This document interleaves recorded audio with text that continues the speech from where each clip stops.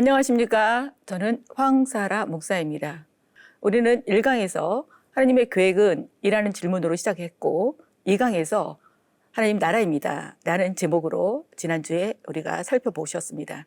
2강에서는 족장 4명을 살펴봤는데 3명은 족장이고 1명 요셉은 족장은 아니었습니다. 하나님께서는 창조 계획인 하나님 나라를 이루시는 일환으로 아브라함을 부르셨고 이삭, 야곱에게 계속 계승을 하셨습니다. 하나님 나라의 2가지 요소인 땅과 백성 기억나시죠? 그런데 창세기 끝에는 아무것도 성취된 거 없이 야곱의 가족 70명이 애굽으로 들어가고 요셉은 죽고 입관한 것으로 끝이 납니다. 그럼 애굽에 들어간 70명은 어떻게 되었을까요? 궁금하지 않으십니까? 그것을 보여주는 강의가 오늘 3강입니다. 3강에서 하나님은 우리에게 구원하시고 언약을 갱신하시는 하나님으로 만나주십니다. 이제 하나님 나라 통독은 성경을 연대기로도 보고 지리로도 보고 입체적으로 보는 과정입니다. 그래서 먼저 오늘 다룰 강의 연대기가 어떻게 되는지 한번 살펴볼까요? 지금 우리는 시대가 출애굽 광야 시대로 옮겨왔습니다. 출애굽 광야 시대는 책이 4권이 들어가죠. 출애굽기, 레위기, 민수기, 신명기 4권이 들어갑니다. 출애굽 광야 시대의 첫 번째 책인 출애굽기를 살펴보시겠습니다. 이제 출애굽기 밑에 레위기가 있어요. 이것은 출애굽기와 동시대의 그 책이라는 의미이기도 합니다. 연대기를 보았으니까 이제 공간을 좀 보실까요? 지난주 창세기 공간이 어떻게 흘러갔는지 우리는 보셨습니다. 애굽으로 들어가는 걸로 끝이 났어요. 오늘 출애굽기는 애굽에서 나오는 것. 그래서 어디로 도착하냐? 여기 시내산에 도착하는 과정까지를 다루고 있는 책이 출애굽기입니다. 이렇게 모세오경 전체를 시공으로 한눈에 한번 바라볼까요? 모세오경은 지금 창세기에서는 애굽으로 들어가 끝이 났고 출애굽기 현재 상황은 애굽에 있습니다. 그리고 출애굽기 중반 넘어가면 시내산으로 옮겨갑니다. 이제 연대기와 지리를 봤으니까 모세오경을 하나님 나라라는 관점으로 한눈에 좀 보실 필요가 있습니다. 출애굽기 들어가면 종살이를 하고 있어요. 그래서 하나님께서 이 이스라엘 민족들을 출애굽시켜서 시내산에서 언약을 맺고 그 다음에 성막 제도를 주시는 것으로 끝이 납니다. 이제 오늘 공부할 출애굽기로 들어가 보겠습니다. 출애굽기를 보시면 크게는 앞부분은 구원이고 뒷부분은 하나님이 언약을 갱신하신 그런 모습으로 나옵니다. 하나님께서 이제 이스라엘 백성, 종살이하고 있는 이스라엘 백성들을 구원하시고 이제 그 구원하시는 그런 리더로 모세를 부르십니다. 그리고 모세를 통해서 애굽에서 끄집어내시고 홍해를 건너게 하십니다. 이럴 때 하나님께서는 전면에 나타날 때도 있지만 대부분 전면에 나타나지 않으십니다. 근데 밑부분을 보시면 하나님이 어떤 일을 하셨는지를 잘 보여주고 있어요. 하나님께서 언약을 기억하셨습니다. 그러면서 이제 백성들을 구원하실 준비를 하시는데 모세가 태어납니다. 그리고 그 모세를 통해서 이제 이스라엘 백성들을 이끄시는데 동시대에 같은 시간에 같은 장소에 있습니다. 근데 어느 누구는 심판이고 어느 누구는 구원이에요. 이것이 항상 같이 드러납니다. 그러니까 하나님이 심판하시는 장면이 드러나면 어떤 사람은 구원을 받겠구나. 이것을 같이 보실 필요가 있습니다. 그리고 홍해를 건널 때도 마찬가지예요. 이스라엘 백성들을 하나님께서 보호하시고 구원해내십니다. 그런데 애굽의 군대는 심판이에요. 이거 다 누가 하시는 겁니까? 하나님께서 하시는 거예요. 그럼 하나님께서 왜 이스라엘 민족들을 애굽에서 이렇게 출애굽시켰을까요?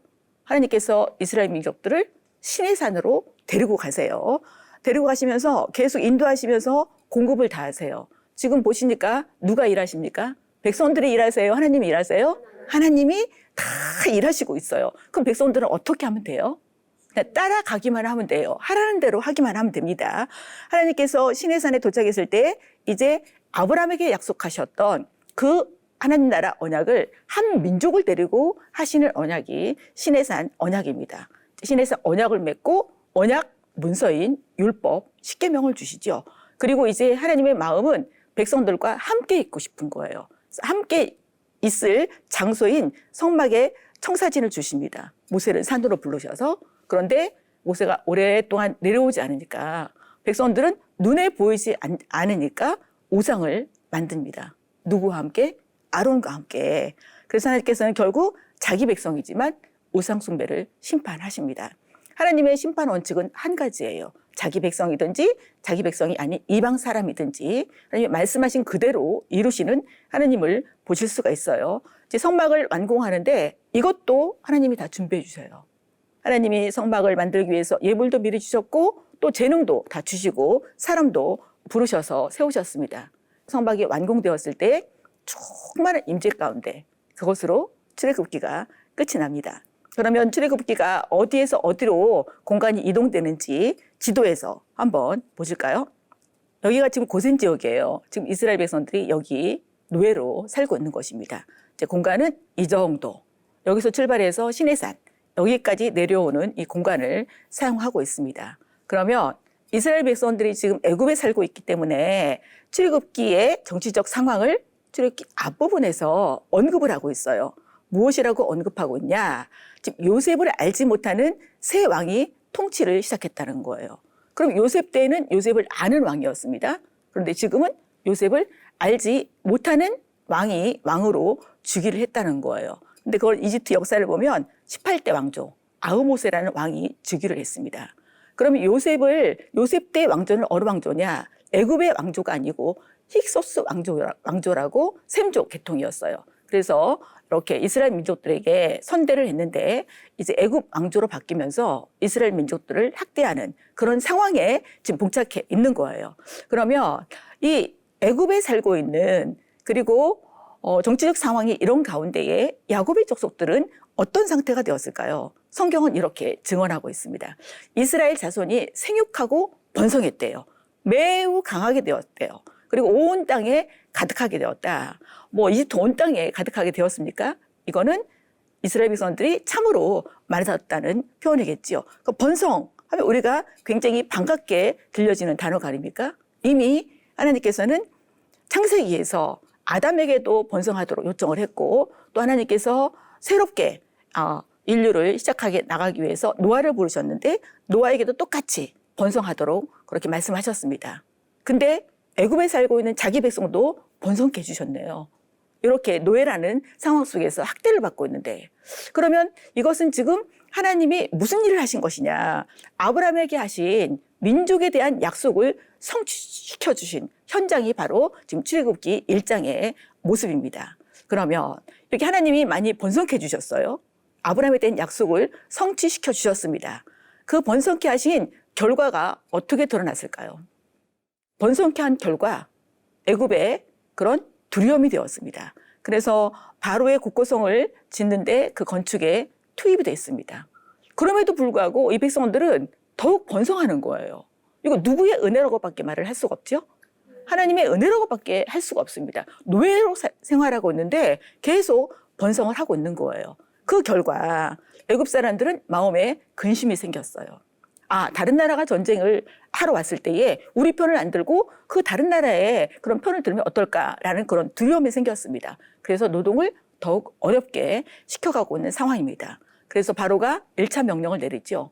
아들 낳으면 다 죽여라 라고 산파에게 그렇게 명령을 내렸습니다. 이거는 지금 사탄의 괴계를 선택하고 있는 바로의 모습을 보여주고 있어요. 왜냐하면 이스라엘 민족을 하나님께서 하나님 나라 백성으로 만들려고 하는데 지금 그 아들을 죽이라고 하는 것은 사탄의 괴계가 아니고 무엇이겠습니까? 근데 하나님께서 산파에게 은혜를 베풀지요. 그리고 산파가 이 아들들을 죽이지 않는 그런 은혜가 부어지는 모습을 보여주고 있습니다. 1차 명령이 제대로 안 되었습니다. 1차로 끝나지 않고 2차 명령을 내립니다. 이제는 직접적으로 나일강에 죽여라, 나일강에 던져라 라는 명령을 내립니다. 이제 한번 사탄의 괴계를 선택하니까 이제 더욱더 강도 높은 사탄의 괴계를 선택합니다. 이때 모세가 태어나는 겁니다. 이 상황은 지금 태어나면 죽음의 상황이에요. 그럼에도 불구하고 엄마가 너무 아까워서 3개월간 키우고 갈대 상자를 만들어서 나일강에 띄웁니다. 여기서 이 갈대 상자라는 것은 아기 한 명 들어갈 수 있는 그런 상자지요. 그런데 갈대 상자라는 단어와 똑같은 단어가 창세기에 쓰여 있어요. 배를 만든 사람이 누구죠? 노아, 기억나시죠? 노아가 만든 게 뭐예요? 방주예요.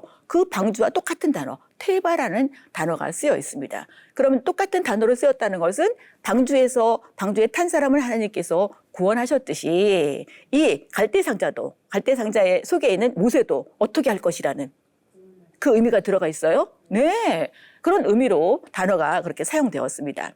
그리고 하나님께서 이 흘러가는 크로노스의 시간 속에서 하나님께서 카이로스로 딱 나타나실 순간이 바로 공주가 그 나일강을 산책하는 장면입니다. 그리고 그 아이가 히브리인 아이임을 알매도 불구하고 그 아이를 자기의 양자로 이렇게 키웁니다. 그러면 죽음의 위기 가운데 있었는데 지금 모세는 가장 안전한 곳으로 이렇게 옮겨지는 놀라운 역사가 일어나고 있습니다. 이제 모세가 애굽의 왕궁에 들어가게 됩니다. 왕궁에 들어가서 뭐 했겠어요?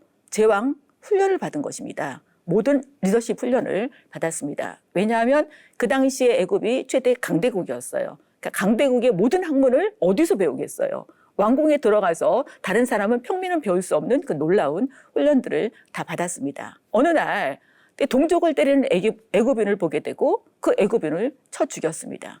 바로가 이 소식을 듣고 바로가 죽이려 해요. 그럼 이 바로는 왜 죽이려고 그랬을까? 단순히 애굽인 한 명 이렇게 죽였다고 이 모세를 죽이려고 그럴까? 그렇지 않습니다.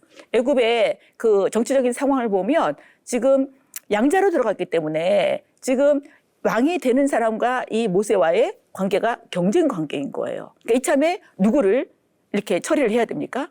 자기 경쟁 관계인 모세를 해결을 해야 되겠지요. 아주 절호의 기회가 주어진 것이에요. 그래서 죽이려 하고 이제 모세는 왕궁에서 떠나서 미디안 땅으로 갈 수밖에 없습니다. 미디안에 가서 이렇게 결혼도 하고 아기를 낳는데 아기 이름을 게르솜이라고 짓습니다. 게르솜이란 타국에서 내가 나그네 되었다. 그래서 왕자 40년, 미디안에서 목자 40년. 그러니까 목자하면서 많이 돌아다녔겠지요. 목자는 한 군데 있지 못하니까. 그럼 미디안이라는 이 장소에 많은 곳들을 지리 공부하고 다녔을 거예요. 지금 하나님은 이스라엘 민족이 출애굽해서 그 땅을 지나가야 되는데 그 땅 공부를 미리 시키고 있습니다. 그러면 모세는 지금 미디안 땅에 있어요. 애굽에 있는 이스라엘 자손들은 어떻게 되었을까요? 그 상황을 성경은 이렇게 증언합니다. 이스라엘 자손이 고된 노동으로 너무 힘든 거예요. 탄식해서 부르짖습니다. 부르짖는 소리가 하나님께 상달이 되었습니다. 그리고 그 하나님이 아브라함에게 하시고 이삭에게 하시고 야곱에게 하셨던 그 언약을 기억하십니다. 그리고 이스라엘 자손들을 돌보시고 있다. 네, 힘들지만 지금 하나님은 자기 백성들을 돌보고 있으십니다. 이제 하나님께서는 또 한 사람을 산으로 이끄세요. 어디 산으로 이끄셨냐? 이 산 이름을 하나님의 산 호렙이라고 말합니다. 그냥 호렙산인데 굳이 앞에 수식어가 하나님의 산 호렙이라고 말을 하는데 여기서 하나님께서 자기를 드러내 보이십니다. 나는 아브라함의 하나님, 이삭의 하나님, 야곱의 하나님이다. 그러니까 애굽에서 힘들게 노동하고 있는 자기 백성에게도 하나님이 내가 언약의 하나님이다. 그걸 드러내 보여주시고 이제 모세에게도 언약의 하나님이다. 라는 것을 보여주고 있습니다. 갑자기 나타난 게 아니고 하나님은 약속한 것을 그대로 성취시켜 주시는 그런 하나님이라는 것을 여기서 확인시켜주고 있습니다. 근데 하나님이 내가 너를 바로에게 보내겠다는 거예요. 여러분, 바로가 누구라는 것을 누가 가장 잘 알까요? 모세가. 어떻게 잘 알까요? 바로가 있는 그 왕궁에서 살았기 때문입니다. 그런데 바로에게 보내겠다는 거예요. 얼마나 두렵고 떨리는 거예요. 근데 하나님께서 약속을 하시네요. 반드시 너와 함께 있겠다는 거예요. 그러니까 너 혼자만 보내지 않고 누가 함께 하시겠다? 내가 함께 갈 거야. 그거를 보여주고 있어요. 그리고 지금 내가 너를 부른 이 산에서 백성들이 함께 와서 나를 섬길 거야. 이것이 내가 너를 보는 증거다. 라고 확실한 그런 앞으로 될 일을 설명해 주고 있습니다. 그러면서 너희들이 애굽에서 나오게 될 건데 나올 때 말이야 애굽 사람들의 물품을 취하게 될 거야. 지금 무슨 살이 하고 있어요? 노예 생활하고 있지요. 노예 생활을 하고 있다는 것은 뭐가 없다는 것이냐. 임금이 없어요. 지금 임금값을 주어서 하나님께서 내보내주겠다고 약속을 하고 있습니다. 여기서 지금 모세를 부르셨을 때 모세가 진작에 저를 부르셨어야지요. 왜 이제야 부르세요? 그게 아니라 하나님과 긴 토론 속으로 들어가지요. 그러면서 최종적으로는 보낼 만한 자를 보내세요. 그래서 하나님의 노가 바랄 정도로 하나님이 분노하셨지만 하나님은 모세에게 능력을 주셨어요. 그리고 말 못한다고 하니까 하나님께서 말 잘하는 아론을, 또 애굽에 있는 아론을 너 가서 모세 만나라. 그리고 아론을 붙여주십니다. 이게 다 누가 하시는 일이에요? 하나님이 하시는 일이에요. 네, 드디어 긴 토론 속에서 하나님과 이런 이야기를 끝내고 이제 바로에게 갑니다. 근데 모세가 말을 못한다고 그래서 하나님은 모세에게 말씀하시고 또 모세는 아론에게 얘기해서 백성들에게 누가 얘기하냐? 아론에게 얘기하는 거예요. 이거 비효율 아닙니까? 하나님이 아론에게 말씀하시면 되지. 근데 굳이 모세를 통해서 일을 하시겠다는 거예요. 이것은 하나님의 주권입니다. 그리고 하나님께서 왜 이렇게 하실까요? 성경에는 나오지 않았지만 한번 생각해 보세요. 왜 굳이 모세를 쓰실까요? 왜? 모세를 왕궁에서 40년, 그 다음에 미디안에 40년, 지금 이스라엘 민족들을 이끌어낼 수 있는 훈련을 누구를 시키셨어요? 모세를 시키셨어요. 그렇기 때문에 하나님께서는 모세를 통해서 일을 하시고자 하는 겁니다. 네, 바로 앞에 그 하나님의 명령을 전했습니다. 여러분이 바로라며 그래 나가 그랬을까요? 자기의 종인데 무임금 노동을 지금 해주고 있는데, 그래서 결과가 더 짐이 무거워졌습니다. 여러분, 지금 모세가 원하는 것은 짐이 무거워지는 것일까요? 짐이 가벼워지는 것일까요? 가벼워지는 것이겠죠. 근데 지금 가서 말하라고 한 분이 누구예요? 하나님이세요. 하나님이 하라는 대로 했어요. 근데 노동이 더 무거워졌어요. 이해가 되십니까? 이게 바로 하나님이 하시는 일이에요. 우리도 하나님이 하라고 해서 하셨는데 우리의 삶이 더 공고해지면 우리는 당장에 하나님께 따지고 듭니다. 애굽에 있는 이스라엘 백성들도 마찬가지였어요. 누구를 모르면 이렇게 반응을 할 수 있을까요? 하나님이 어떻게 일하시는지를 모르면 이렇게 반응할 수밖에 없습니다.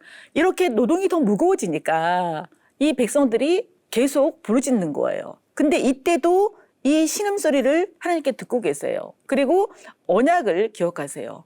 기억하십시오. 하나님이 말씀하시면 반드시 이루십니다.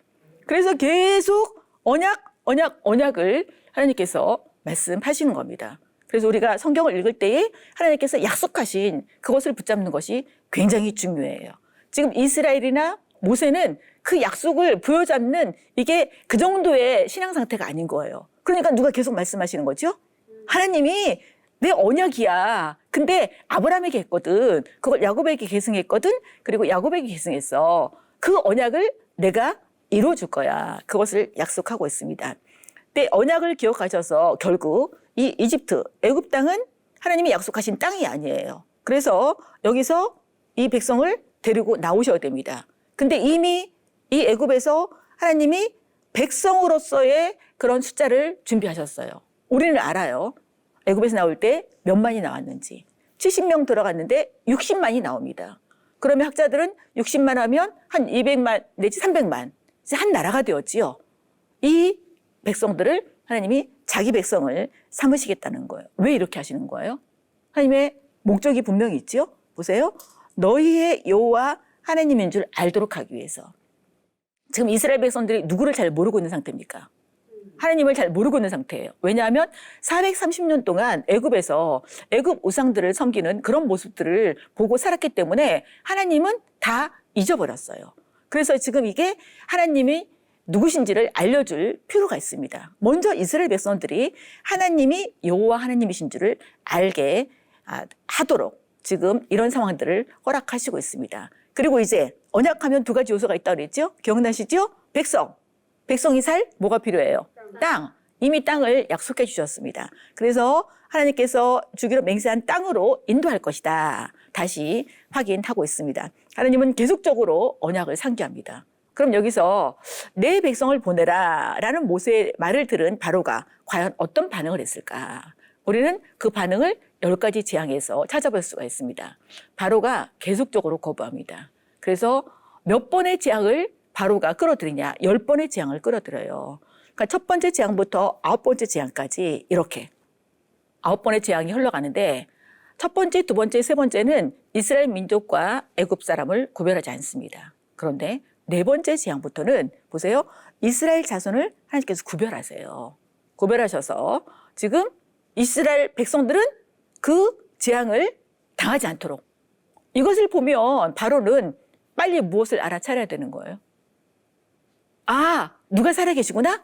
하나님이 살아계시구나. 그걸 알아차려야 돼요. 근데 알아차리지 못했다는 것을 몇 번째 재앙을 보시면 알 수가 있는가? 10번째 재앙이에요. 10번째 재앙은 죽는다는 거예요.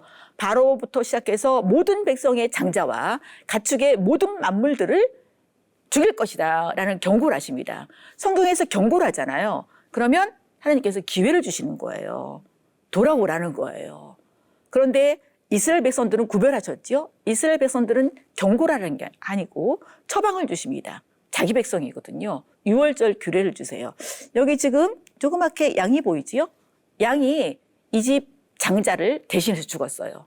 그래서 그 피를 여기 좌우 설주와 임방에 바르라는 것입니다. 그러면서 이거는 한 번만 행할 것이 아니다. 이 여호와의 절기, 6월절이죠. 죽음이 넘어갔다는 거예요. 이 절기를 영원한 규례로 대대로 지키라고 이렇게 명령하십니다. 왜냐하면 6월절 하면 누가 구원하신 날?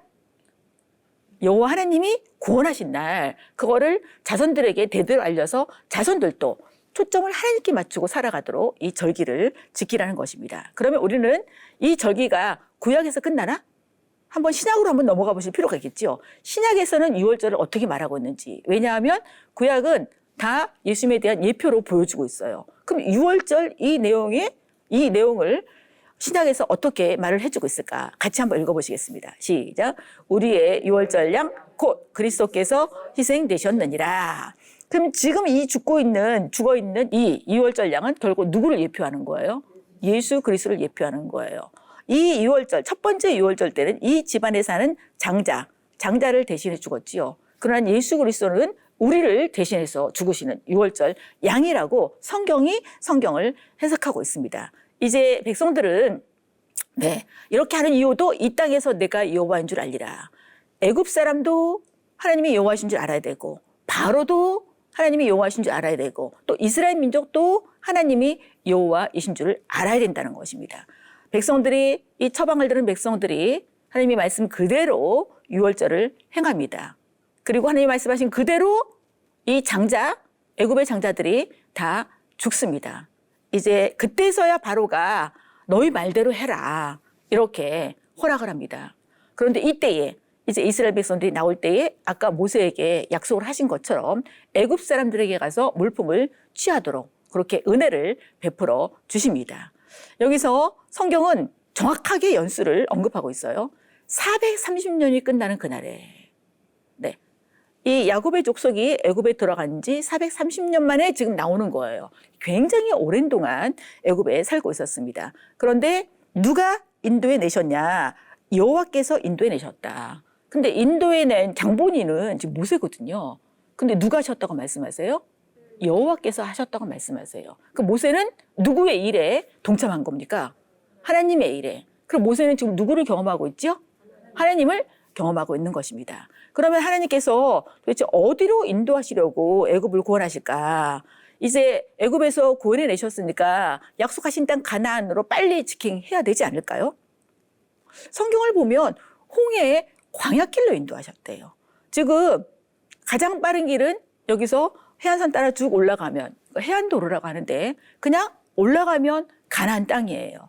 근데 하나님은 직행길로 인도하지 않으세요. 왜냐하면 그 당시에 이쪽으로 가면 이미 블레셋이 들어와서 이렇게 진을 치고 살았습니다. 그리고 이제 블레셋이 강력하니까 애굽의 수비대들도 거기 있었어요. 그럼 갑자기 많은 백성들이 지나가면 전쟁이 일어날 가능성이 있지요. 그럼 전쟁이 일어나면 이 이스라엘 민족들은 한 번도 전쟁을 해본 적이 없어요. 그리고 강도 지나지 않고 바다도 지나지 않았어요. 육지를 걸어서 갔기 때문에 100% 어떻게 반응을 할까요? 이스라엘 백성들이. 다시 돌아가는 걸 선택하겠지요. 이제 하나님께서 홍해의 광야길로 인도하시는데 이렇게 라암셋에서 출발해서 왔는데 거기가 어디냐? 바다 앞인 거예요.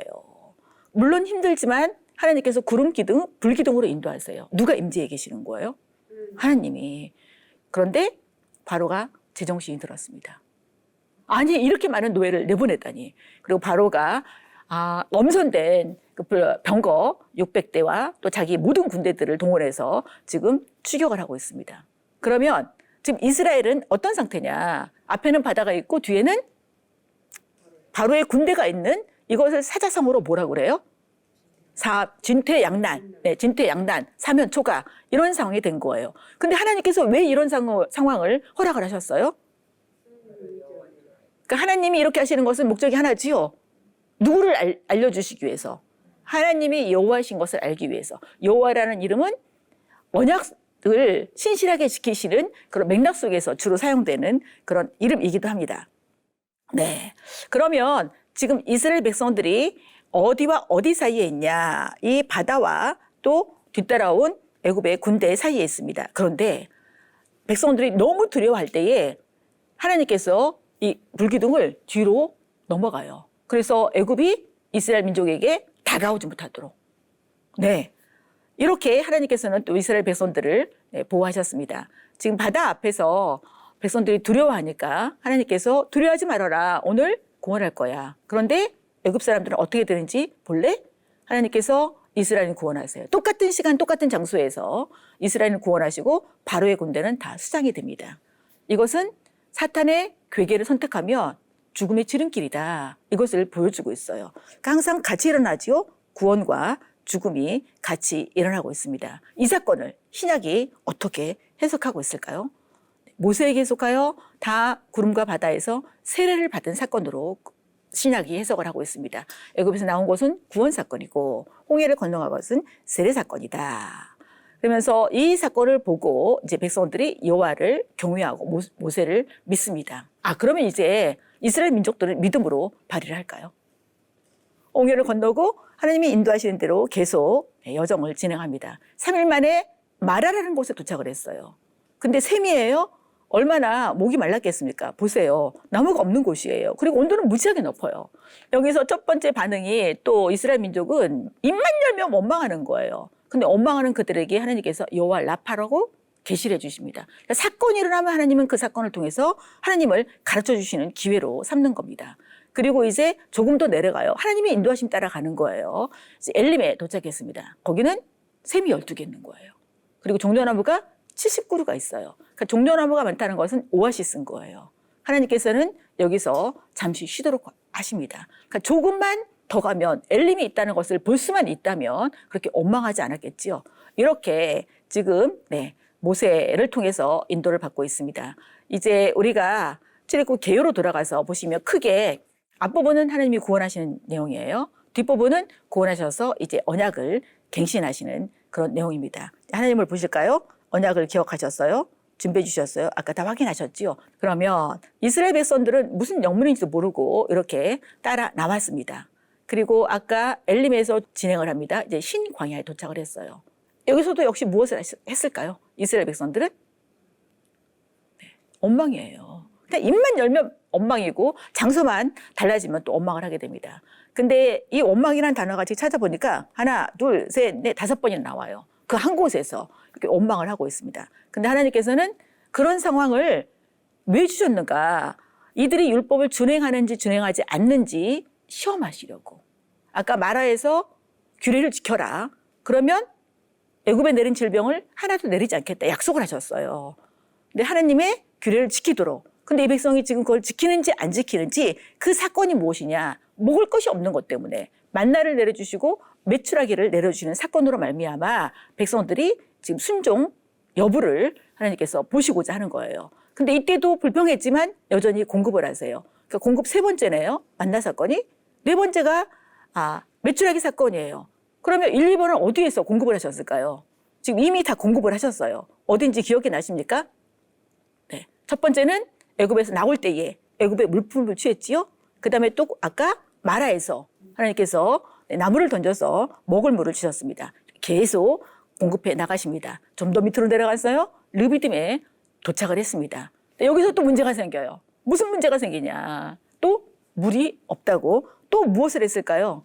또 원망을 했어요. 하나님께서 반석을 쳐서 백성들에게 물을 공급하셨습니다. 신약이 이것을 해석하고 있어요. 어떻게? 이렇게 해석을 하고 있습니다. 한번 읽어보실까요? 네. 신령한 반석으로부터 마셨음에 그 반석은 곧 그리스도시라. 그러니까 누구로부터 물을 마신 거예요? 반석으로부터 물을 마셨다는 것을 보여주고 있습니다. 이렇게 지금 르비딤에서 아말렉 전쟁이 일어났고 모세가 기도했고 하나님은 또 하나님을 계시해 주셨습니다. 어떻게? 여호와 니시. 그러니까 하나님께 소속된 사람은 누가 책임지는 거예요? 하나님이 책임지신다는 것을 여기서 보여주고 있습니다. 하나님께서는 이때 이드로를 보내서 또 이 조직을 하게 하시는 은혜를 보여주십니다. 여기서 하나님은 백성들을 인도하시는 하나님으로 이렇게 보여주고 있습니다. 드디어 시내산에 도착을 했어요. 시내산에서 무엇을 했을까요? 아담에게 언약했고 또 노아에게 했고 아브라함에게 했던 그 언약을 시내산에서 이제 가족 공동체가 아닌 한 민족을 향해서 언약을 베풀어 주십니다. 언약의 내용을 보실까요? 먼저 세계가 다 내게 속했다는 거예요. 이것은 무엇이냐? 내가 주인이야. 하나님은 창조하시고 맨 처음에 하신 말씀이 태초에 천지를 창조하시니라. 이 선포가 내가 주권자다라는 선포라고 했어요. 근데 이 언약을 맺으면서 주권자임을 다시 선포하십니다. 주권자가 이스라엘 민족을 하나님의 소유로 삼아주실 거예요. 그리고 제사장 나라가 되게 할 거예요. 이스라엘 민족만이 아닌 이스라엘 민족을 통해서 하나님을 열방에 알리는 제사장 나라가 되게 할 것입니다. 그렇게 되려면 이제 거룩한 백성으로 살아야 되는 것입니다. 이 언약을 지키라는 거예요. 그럼 하나님께서 이렇게 약속해 주시겠다는 겁니다. 언약을 맺었으니까 언약 문서를 써야지요. 그게 바로 십계명이에요. 십계명은 하나님이 손수 써서 백성들에게 주신 것입니다. 십계명의 핵심은 무엇이냐? 관계예요. 10가지로 말하고 있지만 결국 하나님과의 관계, 사람과의 관계, 이것을 말을 하고 있습니다. 여기서 하나님은 언약 맺으신 하나님. 왜? 언약을 기억하시는 하나님이시니까. 이제 언약 맺으셨으니까 언약식을 해야 되겠죠? 언약식. 언약식을 하는데 이 계명을 왜 주셨을까? 이 계명이 곧바로 하나님과의 계속적인 관계를 유지하는 조건이에요. 그리고 이 계명대로 살 때 하나님 나라 백성이라는 지위를 누릴 수가 있습니다. 굉장히 중요한 내용이지요. 그리고 언약을 체결하는 의식을 하는데 언약은 반드시 이 짐승을 잡고 짐승이 피를 흘려야 되는 것입니다. 여기서 마찬가지로 짐승을 잡아서 피의 절반은 제단에 뿌리고 절반은 이스라엘 백성들에 뿌립니다. 그러면서 너희와 세우신 언약의 피다. 명실공히 이스라엘 백성이 언약 백성이 되었습니다. 그러면 지금 이스라엘 민족을 이렇게 구원하고 이 목적이 무엇일까? 하나님의 목적이 무엇일까? 하나님의 목적을 보시면 지금 구원이 목적이 아니에요. 하나님의 목적은 그 이스라엘 백성들 가운데에 거하시는 것이 하나님의 목적입니다. 그래서 하나님이 인도하셨구나 그것을 알도록 하는 거. 그것이 하나님의 목적이네요. 거하실 곳, 거하려고 했으니까 거하실 장소가 필요하겠지요. 그 만나실 곳을 지금 하나님께서 이제 모세에게 청사진을 줍니다. 거하실 곳 중에서 어디서 만날 거냐? 속죄소. 속죄소는 성소에 안으로 들어가면 지성소가 있어요.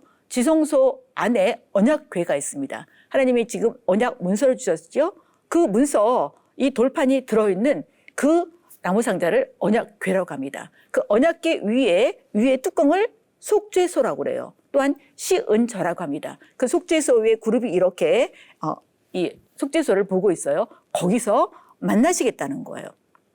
그리고 거기서 하나님께서 이스라엘 백성들이 살아야 될 모든 일을 명령하시겠다는 것입니다. 그럼 여기서 하나님이 어떤 하나님으로 보여지세요? 아, 하나님은 구원하시고 끝나는 게 아니라 그 백성들과 함께 하기를 원하시는구나. 이게 바로 하나님의 마음이에요. 오늘날 우리들도 마찬가지죠. 하나님은 우리가 예배 한번 드리고 끝나는 거 그것을 원하시지 않으세요. 우리와 함께 하기를 원하세요. 하나님께서 이렇게 함께 하기를 원하시는 장소, 그거를 성막으로 주신 거예요. 성막에 청사진을 주십니다. 성막을 만들려면 재료가 필요하죠. 그래서 백성들이 기쁜 마음으로 내면 그걸 받으라는 거예요. 그러면 기쁜 마음으로 낼 것은 언제 준비가 되었습니까? 지금 여기가 광야 생활인데. 언제요? 애굽에서 나올 때에 애굽 사람에게 가지고 나왔지요. 누가 준비시켜 주셨어요? 하나님이 준비시켜 주셨어요. 그리고 이렇게 때가 되면 그걸 내도록 하십니다. 그러면서 여기서 하나님이 지금 보이는 모양대로 하라는 거예요. 근데 이때 청사진을 성막만 주시는 게 아니에요. 또 하나의 청사진은 제사장이에요. 성막에서 일할 누가 필요한 겁니까? 제사장이 필요하죠. 이 두 가지 청사진을 주십니다. 이제 그리고 여기서 하나님께서 친히 쓰신 돌판을 주시는데 성막이 읽기가 쉽지가 않을 거예요. 여러분에게 책 한 권 소개해 드릴게요. 황금의 집이라는 책이 있어요. 그리고 올칼라로 나와 있습니다. 제가 평면도를 그렸습니다. 여기가 문이고요. 가운데 번제단이 있고 여기 물두멍이 있어요. 여기가 이제 집이 있는데 집 앞에는 성소라고 그래요. 뒤에는 지성소라고 그래요. 성소 들어가면 북쪽에는 떡상이 있습니다. 12개 떡상, 12지파를 상징하는. 여기 남쪽에는 등대가 있어요. 7가지가 있는 등대. 여기는 불을 꺼트리면 안 되고요. 지성소에 들어가기 전에 분향단이 있습니다. 그리고 지성소에 들어가면 여기에 언약궤가 있습니다. 이런 모습이에요. 모세가 지금 시내산에서 이 성막의 청사진을 받고 있는데 성경은 40일간 있었다고 말을 하고 있어요. 굉장히 오랜 동안이지요. 자기들이 여기까지 인도한 모세가 보이지 않는 거예요. 그래서 지금 백성들이 우리를 위해서 인도할 신을 만들라라고 요청을 하고 있습니다. 여기서 지금 사탄의 괴계가 들어가고 있는 모습이 보이지요. 근데 아론이 금 가져와. 이 금 어디서 났어요? 애굽에서 나올 때 가졌지요. 근데 애굽에서 나올 때 가진 거 가지고 이렇게 성막을 지을 때 내는 사람이 있는가 하면 또 이렇게 우상을 만드는데 그 재물을 사용하는 사람도 있어요. 그래서 이 금송아지를 만들고 백성들이 일어나서 뛰고 먹고 놀고 이런 상황이 벌어졌습니다. 여기서 지금 백성들도 사탄의 괴계를 선택하고 있고 지금 아론도 사탄의 괴계를 선택하고 있는 모습을 보여주고 있습니다. 여호와께서 이걸 보시고 내 백성이 부패했어. 송아지 만들고 지금 그렇게 예배하고 있다. 백성을 진멸할 거야. 그리고 나는 이제 백성들과 하는 것이 아니라 너와 나라를 만들 거야. 라고 모세에게 말씀하십니다. 모세가 이때 하나님에게 뭐를 상기시켜드리냐? 언약. 아브라함과 이삭과 야곱에게 하신 그 언약을 기억해달라고 요청하세요. 그러니까 하나님은 약속하신 것은 반드시 지켜야 되기 때문에 뜻을 돌이키십니다. 모세가 이제 그 상황을 하늘께 들었기 때문에 이제 산 기슭에 있는 백성에게로 내려오지요. 내려오면서 백성들이 이런 모습을 보고 하나님이 주신 증거판을 깨버립니다. 왜요? 언약을 깼어요, 백성이. 그렇기 때문에 이 증거판이 더 이상 효력이 없게 되는 거예요. 증거판이 깨지고 이 백성들이 우상을 섬긴 그 심판으로 백성들이 약 3,000명쯤 죽었다라고 성경은 증언하고 있습니다. 그래서 이제 모세가 다시 하나님께 나가요. 왜? 이 백성들이 죄를 졌으니까 이제 용서를 받아야 되지요. 하나님이 어느 시점부터 대하시는 태도가 달라져요. 지금 시내산 언약을 맺기 전에는 백성들이 아무리 원망해도 아무 소리 안 하고 다 필요를 채워주셨어요. 그리고 하나님을 계시하셨어요. 근데 이 시점에는 지금 백성들을 심판하고 계십니다. 그 분기점이 어디예요? 시내산 언약이에요. 시내산은 언약은 말하자면 이스라엘 백성과 하나님 결혼하신 사건이라고 볼 수 있습니다. 그리고 이 십계명은 결혼 언약 문서예요. 결혼했으니까 이제 다른 데 눈을 돌리면 돼요, 안 돼요? 안 돼요. 그래서 하나님께서 이렇게 심판으로 드러나고 있습니다. 여기서 모세가 올라갔는데 하나님이 또 역시 땅에 약속을 다시 주십니다. 아무리 백성들은 죄를 짓고 자기 멋대로 산다 할지라도 하나님은 약속하신 것을 향해서 나아가고 있습니다. 하나님께서 같이 가지 않겠대요. 여러분, 가나안 땅이면 뭐 하겠어요? 하나님이 안 계시면 말짱 헛일이지요. 근데 안 가시겠대요. 그래서 지금 모세가 계속적으로 하나님의 언약을 상기시켜드리고 이제 주의 영광을 보여달라고 요청을 하시고 이제 하나님께서 돌판이 깨졌기 때문에 돌판을 다시 만들어서 가져와라. 그리고 언약을 다시 세우십니다. 이제 성막이 완공되었어요. 완공되었는데 성막에 필요한 모든 것을 다 하나님이 준비해 주셨어요. 예물도 준비해 주시고 사람도 준비해 주시고 재능도 주셨습니다. 그리고 성막을 완공한 원칙 한 가지를 출애굽기 뒷부분에서 계속 또 반복하고 있습니다. 그것이 뭐냐? 여호와께서 모세에게 명령하신 대로 이렇게 많은 부분들을 말씀하고 있어요. 이 성막이 완공된 그곳에 하나님의 영광이 충만하게 임재해 있습니다. 그것을 백성들이 모두 다 보았습니다. 그리고 출애굽기는 끝이 납니다. 끝났기 때문에 이제 그것을 핵심해 보신다면, 핵심 요약해 보신다면 이제 앞부분은 구원에 대한 이야기예요. 뒷부분은 하나님이 백성들과 언약을 갱신하는 내용입니다. 구원에 대한 부분에서 하나님이 애굽에서 민족으로 만들어 주셨고 이제 그 민족을 열 재앙을 통해서 구원해 내십니다. 그리고 홍해를 건너게 하십니다. 이제 신약은 이것을 구원 사건과 세례 사건으로 연결을 하고 있지요. 뒷부분은 언약 갱신하는데 어디서 하냐? 시내산에서 언약 갱신을 하십니다. 그리고 함께할 곳, 그 성막에서 하나님이 충만한 영광으로 임재하고 있습니다. 이번 주에 이렇게 하나님이 우리를 구원하셔서 우리 가족 공동체가 있는데 정말 이 자리에 있게 하신 하나님의 은혜에 감사하면서 하루하루를 지내시기를 바랍니다. 그거를 주께 감사하는 하루로 사시도록 여러분에게 안내해 드립니다. 그리고 내 삶에 임재해 계시는 그 하나님을 반영하는 일상의 삶이 되도록 성령님께 도움을 요청하는 그런 한 주간으로 지내보시기를 바랍니다. 고맙습니다.